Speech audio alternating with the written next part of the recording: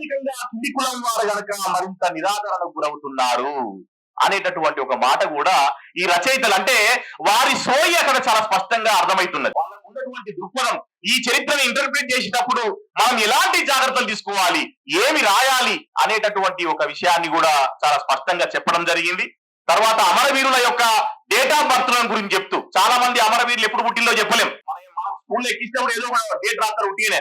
కానీ వీళ్ళు ఏమన్నారంటే ఈ దేశంలో పుట్టిన శూద్ర అతి శూద్రులకి పుట్టిన తేదీలు ఉండవని అంటారు ప్రొఫెసర్ కంచె ఐలయ్య. ఎందుకంటే శూద్రులకు ఈ దేశ మనధర్మం చదువు నిషేధించింది అనేటటువంటి ఒక సోయి ఉన్నది. అంటే ఏదైనా రాయాలి అని చెప్పేసి అన్నప్పుడు వస్తువు శిల్పం ఎంత ముఖ్యమైతో అట్లాగే దానికి ఒక దృక్పథం ఉండాల్సినటువంటి అవసరం ఉంటది. ఆ దృక్పథం పుష్కలంగా ఉంది కాబట్టే చాలా గొప్ప మాటని చాలా గొప్ప దృక్పథం తోటి ఈ చరిత్ర అంతా రికార్డ్ చేసేటటువంటి ప్రయత్నం చేసిండ్రు.